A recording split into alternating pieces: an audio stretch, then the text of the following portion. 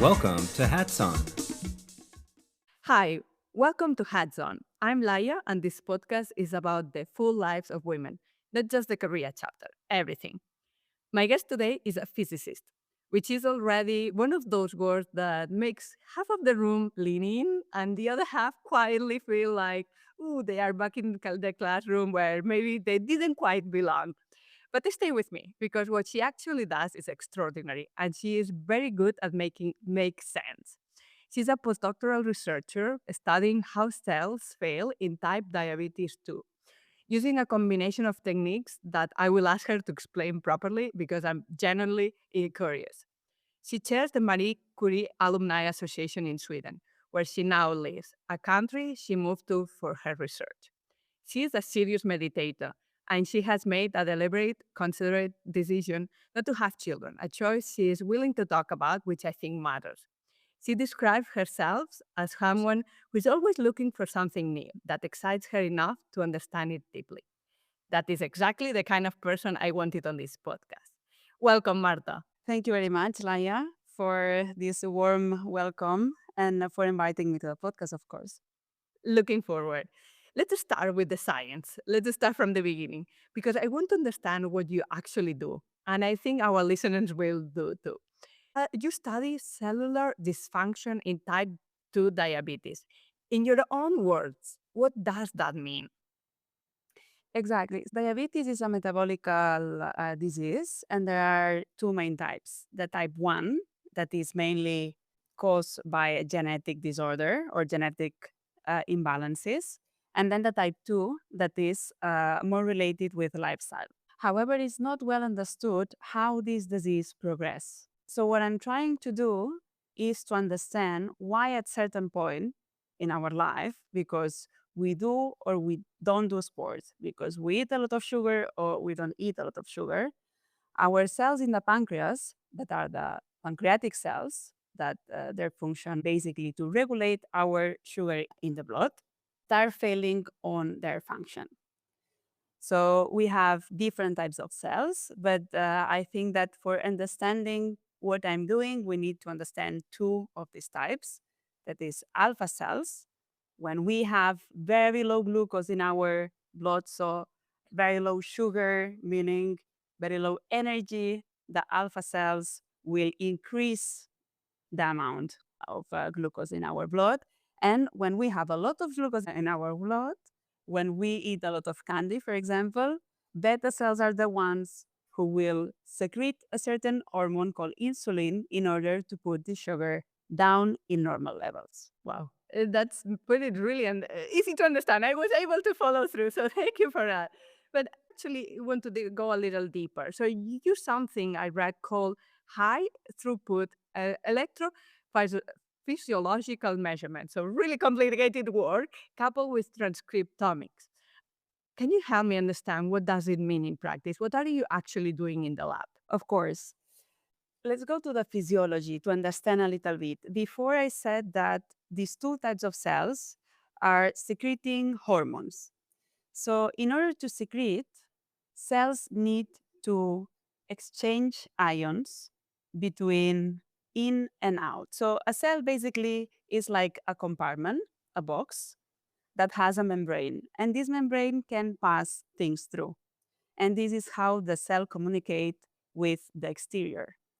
So every time that a cell, for example, a beta cell detects that we have a lot of glucose in our blood, it needs to release insulin. That is a hormone that the cell produces inside. In order to do that, the cell will do what is called an active potential, will activate the membrane. For example, let's imagine like electrocardiogram. Every time that our heart beats, there is like this spike. So every time a beta cell releases insulin in order to regulate our sugar in blood, it also spikes. Electrophysiology is the part of medicine that studies the electrical activity of biological systems.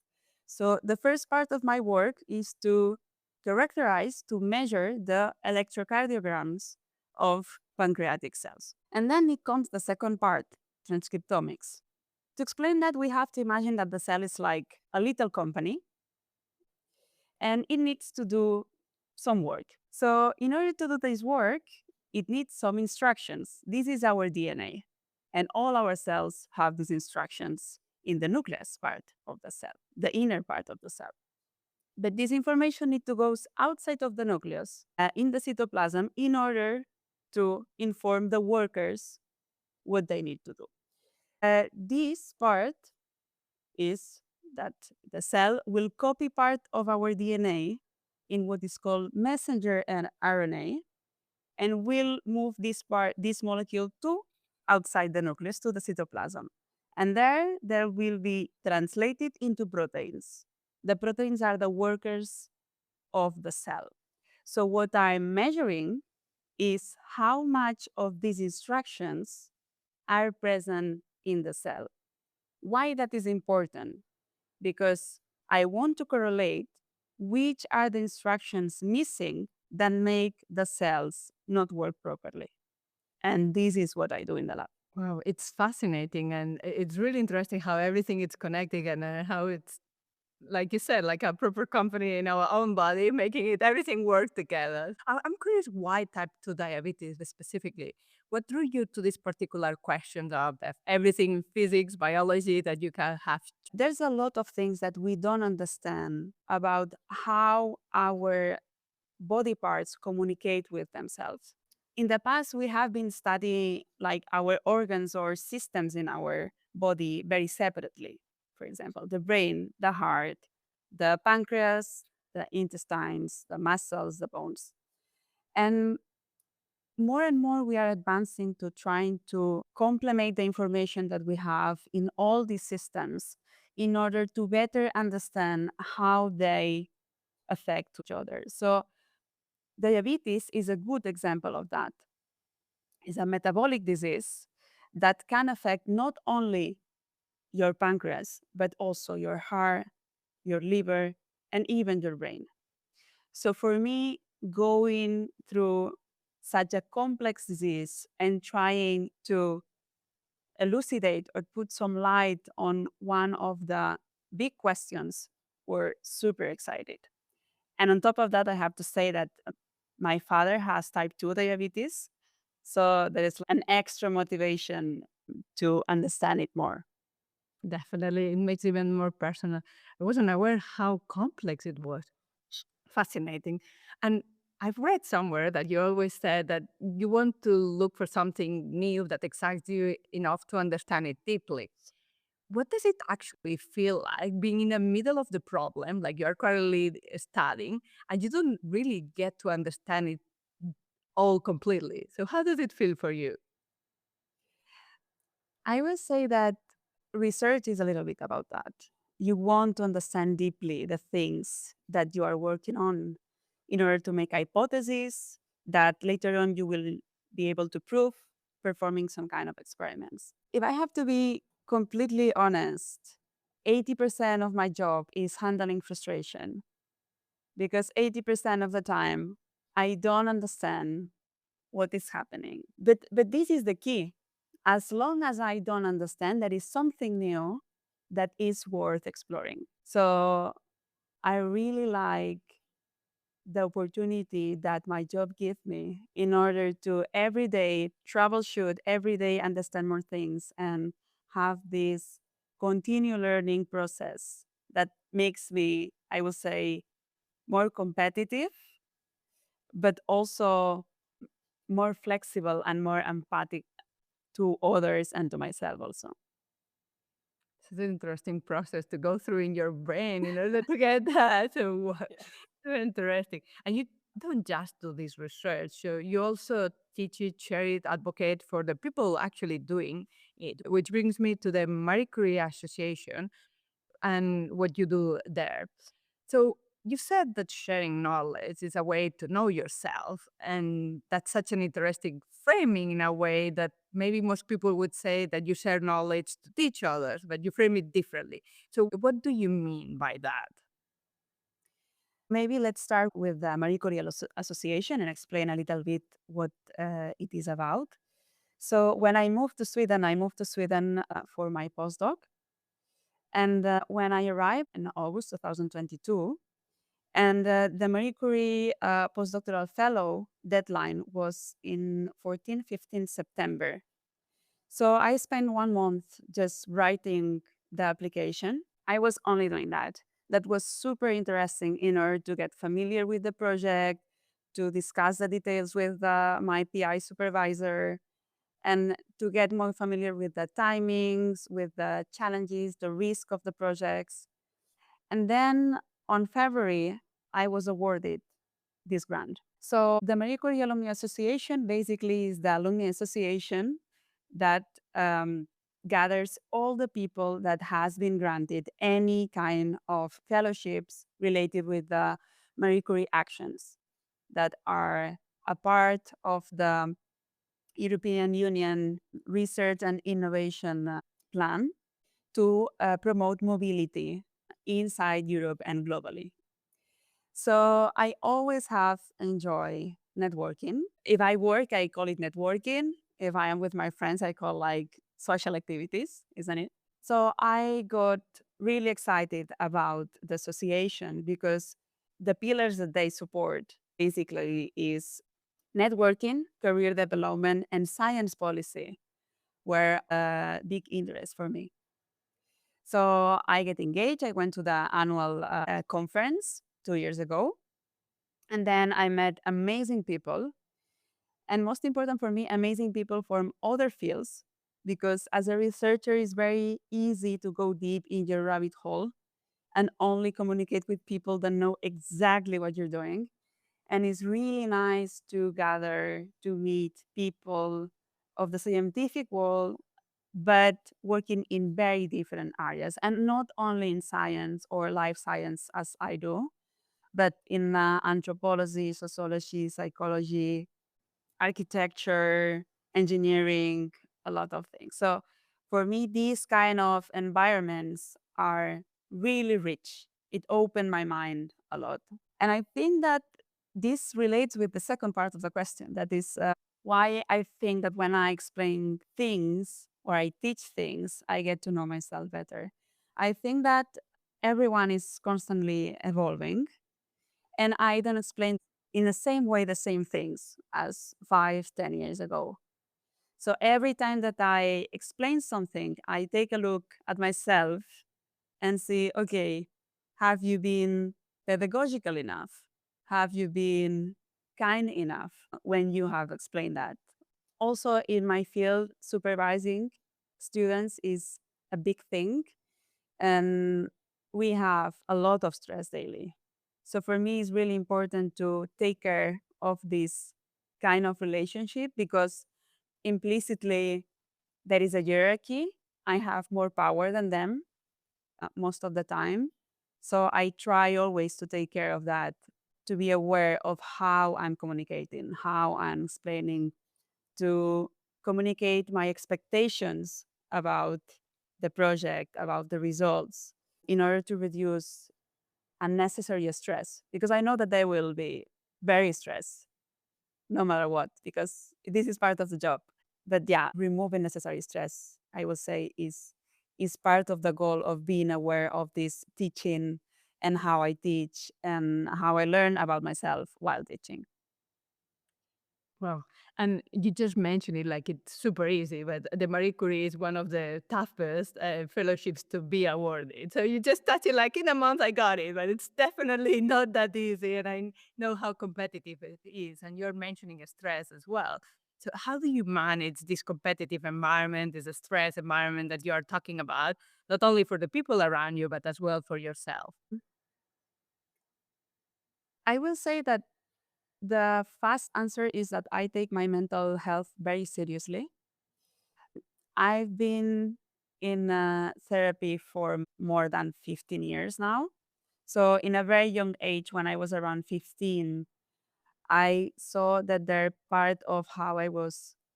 Usually, we have different layers of our personalities, isn't it? So, we have what we feel, what we think, and what we do. And at a very young age, I realized that maybe these three layers were not very aligned sometimes. So, I decided to take a look at it, to do a little bit research on myself, let's say. And this has been one of my biggest projects that I've been continuing over the years. So that helped me a lot handling the stress, of course, and the competitiveness. Indeed, I dedicate my doctoral thesis to my therapist and the path that I walk along her side. So I will say not taking mental health for granted, taking care of it by therapy. And as you were mentioning in the introduction, last year I also started meditating. That is like a very nice complementarity of this check-in about how are my thoughts going, how are my emotions going, and what I'm doing with all of this. And you just mentioning meditation, which is an area I wanted to explore and go a little bit deeper with you. So tell me about it. What do you actually do? Tell us a little bit about your journey and what do you do with your meditation? I will say I'm a baby in meditation. Well, if I have to be honest, 1 year is a very short time for meditation, although you see a lot of changes during this period. I'm from Catalonia and I have very important people there. One of the most important people in my life, that is one of my exes, recommend me this course of meditation. Their name is Casa Virupa. So they are placed in Llinars del Vallès right now. They're like a Buddhist community, let's say. I blindly trust this person. So I just enroll on the introduction course and see what I was feeling about it. At the beginning, I was not very in for the Buddhist part. I was more searching, like, okay, I'm trying to dedicate myself every day to be present, to decompress, to relax, to reflect. But as I start practicing, I realize that, for example, one of the first things that I notice is that my reactivity decrease a lot. The reactivity meaning the time between something happens and I react to that thing. So I just noticed that when I increase the time between action and reaction, usually I am less aggressive. I am more kind to the other person or other persons that I'm interacting with. And going back to my work environment that is really stressful make me really happy.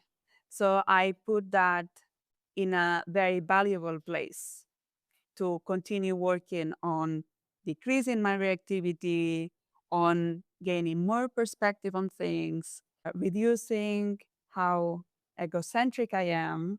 Because at the end of the day, also my career is very egocentric and very narcissistic sometimes. People tell you that you need to be the best on your field to succeed, to get a position at the university. And it's difficult to handle all of this without breaking some of the values that are important for me.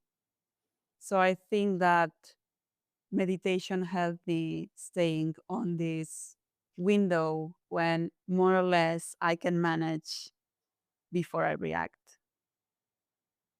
It's very beautiful as well to take away the time between action and reaction and what do we do with that space to allow ourselves actually that space.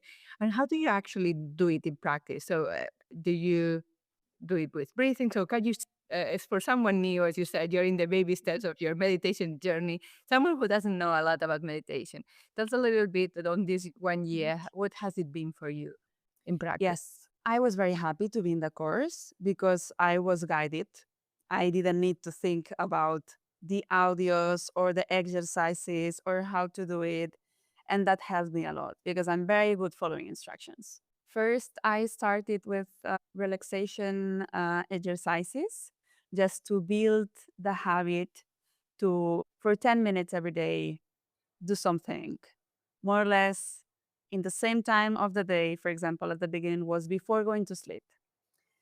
And then you start building up on this habit. First is relaxation, then you start more or less breathing, and you get some instructions about how you should do it. No? At the end of the day, maybe people think that meditation is about reaching this point where your mind has no thoughts. And I think that is completely the opposite. It's kind of you assume that your mind has a lot of thoughts, but every time that you are aware that you are in a thought, you need to make the commitment to yourself to go back to your breathing. And you do that a lot of times, like 1,000 times in 10, 15, 20 minutes, wherever time you put on it. I will say that for me, it was very useful to have some guidance. Of course, there is a lot of schools. Meditation can be related with Buddhism or not.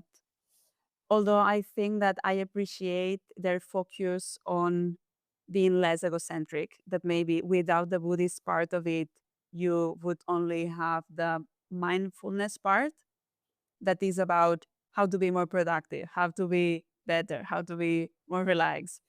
And there's a part of it that is good, of course, but maybe I was looking for something more broad that could give me more well-being in other areas of my life. It's great. And especially, I think, coming from someone who comes from science, where things need to be precise, talking about Buddhism and meditation makes it even more interesting. So thank you for sharing that part. Of And you course. actually talked about a little bit that you actually moved from Catalonia to Sweden and you left it home, if you want to say it, for work. So for your career, not because I guess Sweden was your dream destination as such. What was the decision actually like for you?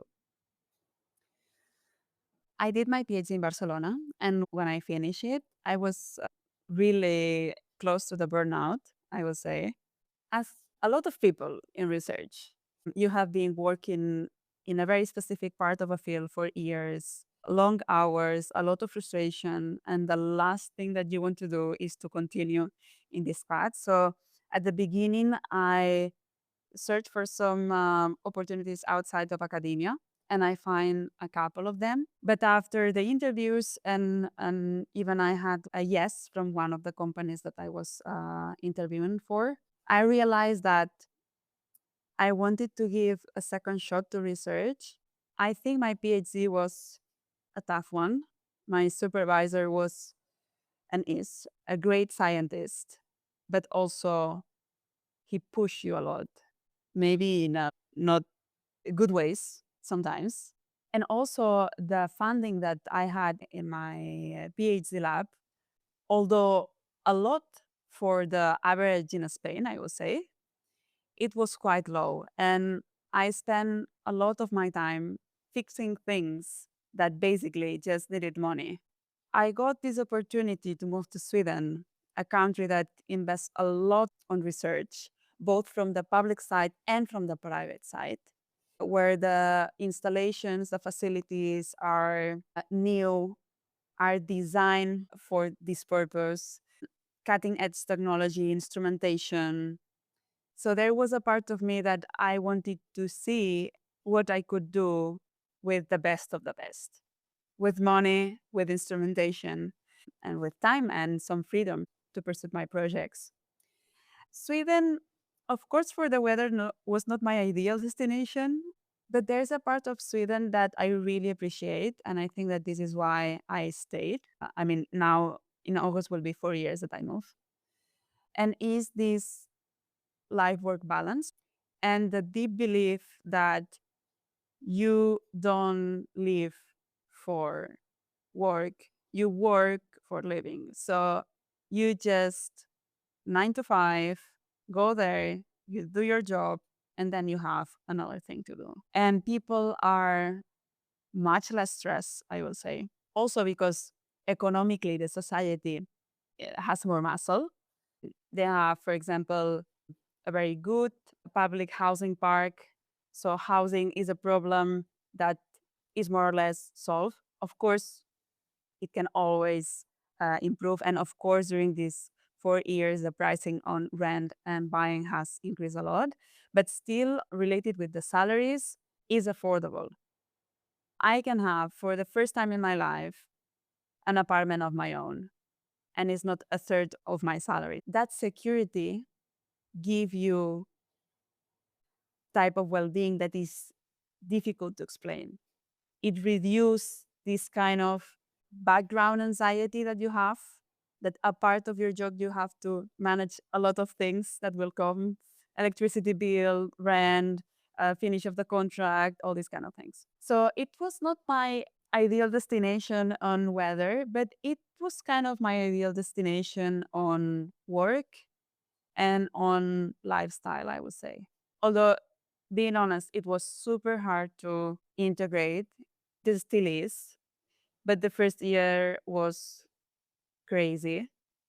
As you were saying, I let all my friends, family, network behind me.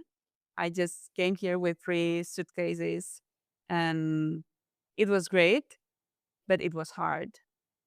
And also, that allowed me to also think how privileged I was to move, having already a job, a high qualified job that will ensure me an income that I will be able to pay my rent, my food, everything. And a lot of people don't have that at all, and they need to move. So, yeah. It's the part that sometimes we fantasize and we think moving abroad it is super beautiful, but it has a tough part that we sometimes neglect. So thank you for sharing that. And you were saying that you left your family and your social network in a sense. Was there something that you gave up when you moved that you didn't think that you were leaving behind? I think I left behind a way of living, that's for sure. And at that moment, maybe I was not fully aware of that. When you start living in a different society, I went from the very south to the very north, meaning a lot of spontaneity and openness in the south, a lot of planning, and very close friend and family networks in the north. So the situation was really different, and I needed some time to adapt. And now when I came back, I can see myself that I still manage the spontaneity and I love it. But there's a part of me that is used to the planning. And there's a part that I think that when you move abroad, you will never have it all at the same time. When I'm in Sweden, I miss parts of my life in Spain, Catalonia. And when I'm there, I miss parts of my life in Sweden. And there is a part of the sadness that it needs to be managed somehow, but also is an openness of different ways of living, different people, that if I didn't move 4 years ago, it would be really difficult for me to understand them. I have a really different perspective from Swedish society now that when I arrived. When I arrived with my culture, with my baggage, and some of part of me was judging how they were doing things and assuming that my way was better because it was the only one that I knew. But as long as I stay here, as long as I can value the differences, and I'm really grateful for that opportunity. As you said, I think the key part is valuing and not giving for granted the difference, but appreciating and learning from them. I think that's the part that you were said that's super valuable. Thank you for sharing that. There's one more thing I want to ask you about, and I'm going to ask it quite directly because I think it deserves a direct question. You have decided not to have children, and I like to understand that choice if you're willing to talk about it. How did you arrive at that decision? Yeah. So I was in a relationship, and my partner wanted, or at least expressed, the willingness of having kids eventually. And I saw myself starting justifying that was not the time. I'm in a PhD. I don't even have like a stable contract. My salary is super low. If I want to pursue the academic career, I need to go abroad. That means at least 3 more years after my PhD. Then I need to fight for a permanent position at the university, for example, of Barcelona. That means a couple of years more minimum. And then I will be able. I think that I believe my own justification at that moment, that it was just about the time, that the time was not right. But then I read the first novel of Eva Baltazar, who is an author that works around these very strong female characters, quite depressed and with a very difficult relationship with uh, maternity or motherhood. And when reading that book, and especially the end of it, I realized that I didn't want it. I didn't want it at all. And then was the process to be honest with that with my partner and with myself, that there's a part that they tell you, oh, but you never know. Yes, I can change, of course, but I know that in the present, I don't want it. I want my career. I want my social life. I want my strong friendship network and to build on that. And I think I'm also aware of the high responsibility that is being a mom and the amount of time that it requires. And I think that consciously, if I am not willing to put this amount of time, I should not go for it. For me and for the hypothetical other little person that will desire someone that wants that.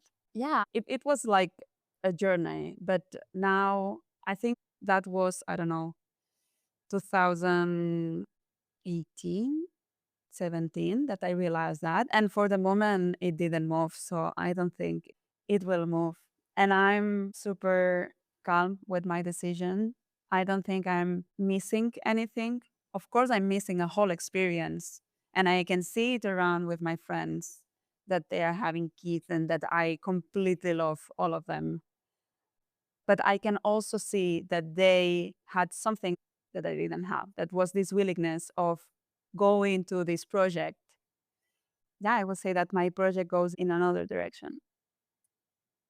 Thank you for saying it so clearly because there's still a pressure in society for women to have kids, and you having the clarity and the opportunity to talk about it so openly, it really makes a big difference. So I would like to ask you, what would you want women who are thinking about this or who have made the same choice and feel uncertain to talk about it or to continue on this process to hear from you? That is a very personal decision. That is a very, I will say, even individual decision, because women, we have gained economic independence opportunities because we are able to go to the university, to have higher studies, higher qualified jobs, etc., etc. Relationships and families have changed a lot. So, from my perspective, I will recommend everyone that is thinking about having children to ask themselves if they will have it alone, because we cannot control what happens around us. And at the end of the day, when you bring a life to this planet, it will be hopefully for the rest of your life. And there's a responsibility there. And I'm saying that from the perspective of having zero experience as a mom. I mean, and I want that very clear that I'm not telling anyone what they should do or not do. But maybe my recommendation is to be very honest with yourself, because it's a big decision. And also very honest about how would fit the person you want to have this kid, this child with, is for good parenting. Because as this podcast is, you can have a lot of hats, isn't it? And you can be an amazing partner and an awful parent. And I think that sometimes we women have been told a lot of super nice stories that promise us happiness as the goal, no? And I will say that one is romantic love and the other one is motherhood. And I think that we need to be very careful about these super nice stories with the very good endings, because I think that these two things, when assumed like fantastic, idealistic, are very dangerous for women in general. I think that reality is hard. Reality of relationships is hard. A relationship is a lot of work, is a lot of commitment, is a lot of self work. And motherhood, I don't know about it, but people around me that are moms, they say that is a lot of work also. And sometimes it's not as nice as society presented. So I will say that in both cases, it's important. I will recommend to all these women to keep their feet on the ground, on reality, and to be critic with this easy get to your happiness ideas that sometimes are more like a trap that a fast road to the goal. Before we go to our last question, is watch out for fairy tales. Thank you for that, Marta. And just before we end with our question, I just wanted to go back to your younger self, the one who was just beginning to fall in love with physics and didn't yet know where it will take her. What would you tell her? A lot of things. I think that I will tell her more things about she's worth it as a person, independently of the results, independently of the achievements, independently of the people that validate her or not. I think that more than, oh, you will arrive in very interesting places and you will win awards. And I think that if I tell her that, she will be even more biased and anxious to get that and forgetting how important is how you arrive there. Because in some parts of my life, I have to be honest, to confess that, for example, when I received the news that I got the Marie Curie, that as you were saying, is one of the most competitive grants in Europe for postdocs, I was not having a very nice time. I was starting a depression episode and I couldn't get in any joy of that meal. It took 2 months to set, to some part of this joy to go in. So I think that again, how we arrive to places, that the path is always more important than the goal itself. So I will say to her that it's gonna be fine and that a little bit less pressure will help her a lot in a lot of fields of her life. Yes, definitely. Thank you for sharing that. And we'll take away with the less pressure we'll get even further and the how we'll get there. And our last question. You wear so many hats, and you mentioned some earlier about that as well. Physicist, the researcher, unlocking the cellular secrets about diabetes, the Marie Curie chair in Sweden, the migrant who followed her curiosity to Sweden, the meditator. Which hat do you wear today with the most pride? I will say that today, for the global geopolitical situation, the hat that I wear with the most pride is the immigrant one, because it reminds me how important is mobility and how important is to not restrict mobility for anyone, and that is a fundamental human right. And right now, I think that this fundamental right is being violated all over the world.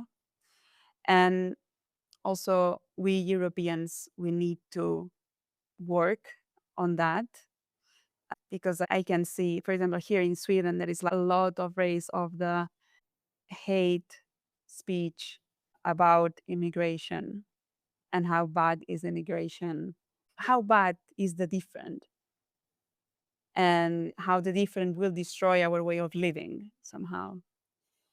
And I think that I am proud of being an immigrant. I am aware how privileged, in which privileged condition I moved, but also how important is that everyone is able to move for any part of the world to any other part of the world, that frontiers are an imaginary line and that everyone deserves to live their life in good conditions with in peace, food, love, housing, work, and all those kind of things.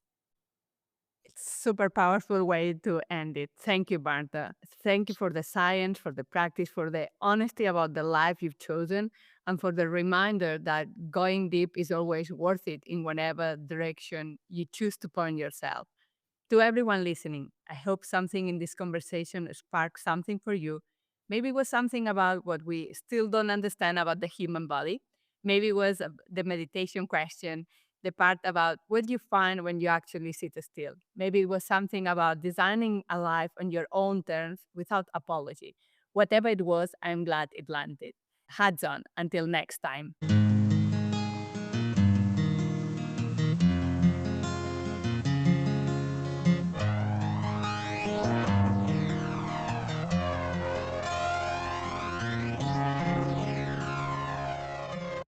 Guest opinions are their own and do not necessarily represent those of Hats On or its partners.